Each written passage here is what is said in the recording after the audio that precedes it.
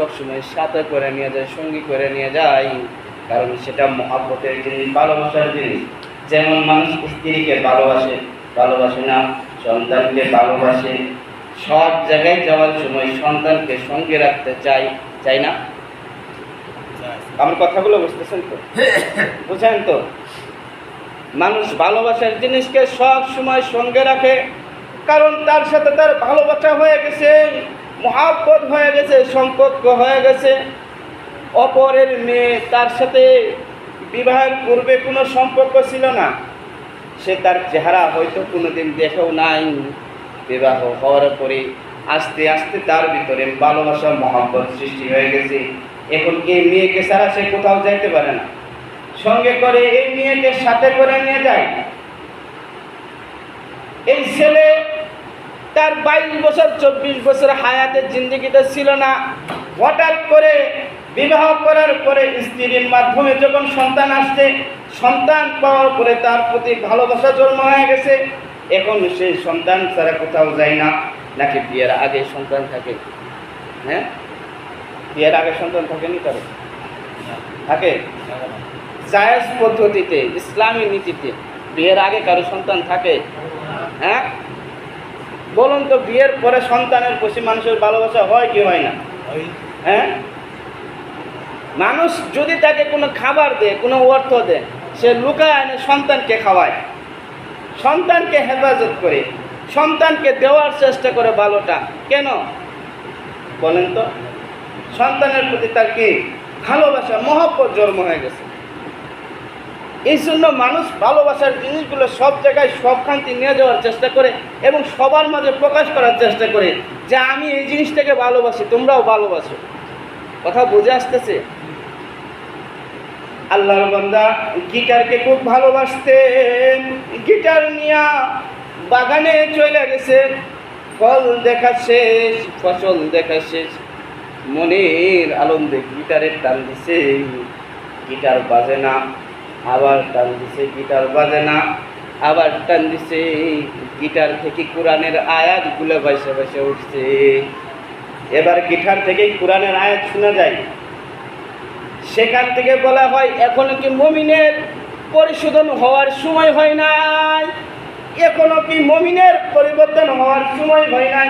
বলুন না সুবহানাল্লাহ। আল্লাহ যদি কাউকে হেদায়েত দিতে চাই, তো গিটার থেকেও কোরআনের আয়াত বের করতে পারে। এই কথা শোনার পরে যুবকের হৃদয়ের ভিতরে একটা ঢেউ খেয়ে গেল। হাই হাই, এই গিটার দিয়ে তো গান বাজার কথা ছিল, গানের সুর আসার কথা ছিল, এই গিটার থেকে কোরআনের আয়াত কিভাবে আসলো? অবশ্যই আমার পরিবর্তন হওয়ার সময় এসে গেছে, অবশ্যই আমাকে পরিবর্তন করার সময় এসে গেছে। এই জন্য গিটারকে পাং মারলেন, ফিক্কা দিলেন, ফেলাইয়া দিলেন।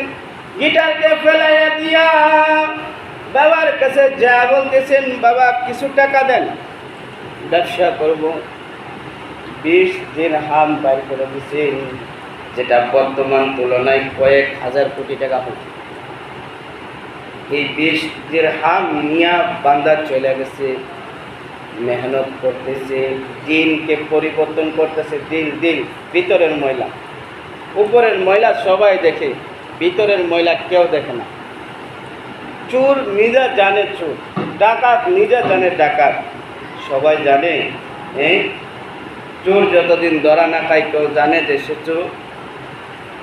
অনেক চোর আছে কলমের খুঁজায় হাজার হাজার কোটি টাকা পাচার করে দিছে, চেহারা দেখলে বোঝা যায় না। অনেক চোর আছে মসজিদের আগের কাতারে বসে পয়সা হাজার হাজার কোটি টাকা আত্মসাৎ করে ফেলছে। চোর চিনা যায় না, চোর ভিতর থেকে দেখা যায় না যে চোর, কিন্তু চোর ভিতরে জানে যে সে চোর। একজন ব্যক্তি জানে যে আমার ভিতরে ময়লা আছে, আমার ভিতরটা নোংরা হয়ে আছে, জানে কি জানে না? বাহিরের ময়লা দুনিয়ার সবাই দেখতে পারে। আপনার চোখে যদি ময়লা থাকে তো সবাই দেখতে পারবে, হাতে যদি ময়লা থাকে যে দেখতে পারবে, গায়ে যদি ময়লা লেগে থাকে দেখতে পারবে, কিন্তু ভিতরের ময়লা তো দুনিয়ার কেউ দেখতে পারবে না। পারবে? পারবে ময়লা দেখতে? ভিতরের ময়লা দেখা যায় না, ভিতরের ময়লা অনুভব করতে হয়। ভিতরের ময়লা যারা অনুভব করে পরিশোধন না করে, পরিষ্কার না করে, এই ময়লায় তাদেরকে একদিন জাহান্নামের ভিতরে নিয়ে যায়। বলুন না নাউজুবিল্লাহ। ভিতরটা আস্তে আস্তে হিংস্র হয়ে যায়, কালো দাগ পড়তে পড়তে ময়লা হয়ে যায়। এই ময়লা তাকে জাহান্নামের আগুন পর্যন্ত পুরায় শেষ করে দেয়। এই জন্য ময়লা থেকে নিজেকে পবিত্র করতে হবে। তো যাই হোক, আল্লাহ তাআলা আমাদেরকে ভিতরের ময়লা পরিষ্কার করার তৌফিক দান করুন। ইনশাআল্লাহ এখান থেকে সামনে জমায় আলোচনা হবে। ওয়া আখিরু দাওয়ানা আলহামদুলিল্লাহি রাব্বিল আলামিন। যারা সুন্নাত করে নাই তারা সুন্নাত করেন।